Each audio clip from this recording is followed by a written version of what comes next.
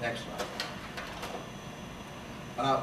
Hungary was a geographically well delineed country. It was surrounded by the Carpathian Mountains, well protected, well supplied by major waterways, the Danube and the Tisza. And to cut it all up and make this geographic unity disappear was probably a mistake after World War I. Next slide.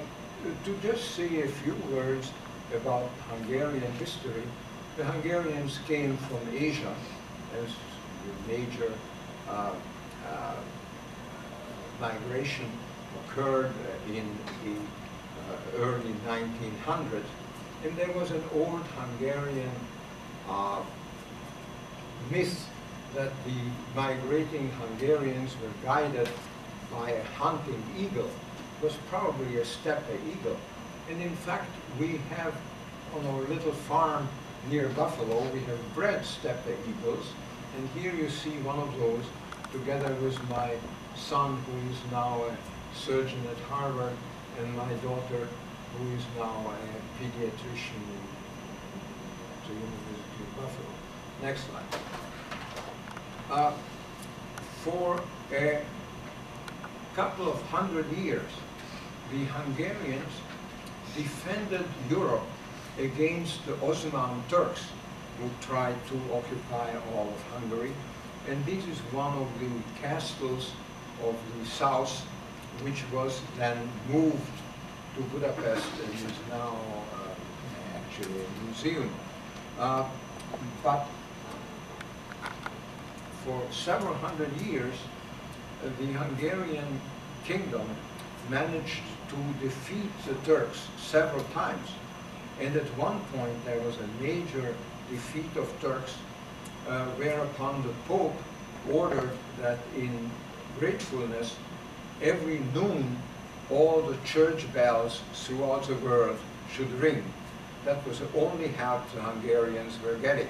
They were asking for monetary help, for military help to fight against the Russians.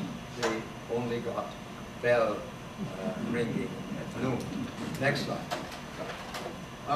Actually, the Turks wound up eventually occupying the central part of Europe, while Transylvania remained relatively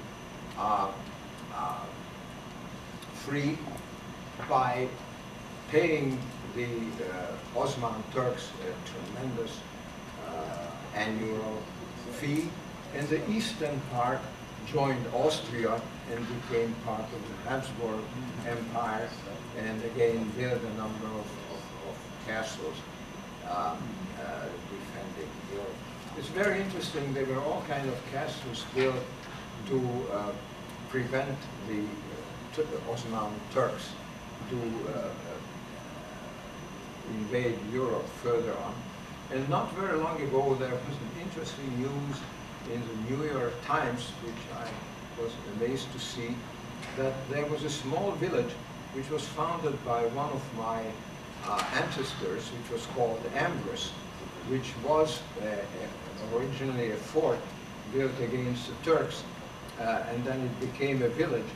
And the way it made the headlines just a few weeks ago is that apparently some gypsies came and settled in the outskirts, in the suburbs of Ambrus, and the citizens of Ambrus got up with shotguns and pitchforks and chased the gypsies away. And so the gypsies went to court and got court orders that they can go back and they can stay in the village of Ambrus.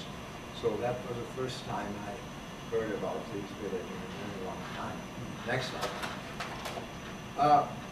After World War II, the vast majority of Budapest, for example, was destroyed. All the villages, all the bridges were destroyed. And again, there was a great deal of rebuilding program just when the Marshall Plan was going on in Western Europe, and eventually things were straightened out. Next one.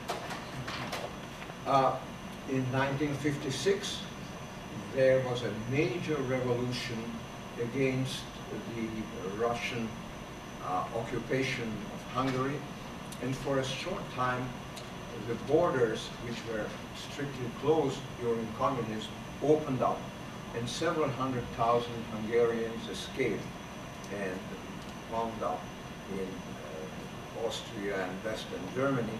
Some of them came to the United States, and those who came to the United States were put into Camp Kilmer, and the condition to be released from the camp was to find a job. And there were a large number of military officers who spoke little or no English, had no skills, and had a very hard time finding jobs. Well, we imported a large number of these military officers to our institutions in Buffalo, and I had a large chimpanzee colony, and many of these officers became animal caretakers. But the chimp colony was never as nice and clean as at that time, and it was headed by an old colonel, and it was said that when the colonel came in the morning with his crew, all the chimps stood up in their cages and saluted. But meanwhile, these people went to the university, took courses, learned English, and by now they are spread all over the country. And whenever I go almost anywhere to give lectures in various universities, there's always somebody showing up saying, well, do you remember me? I used to take care of your chimps. And they are all doing very well. Next slide.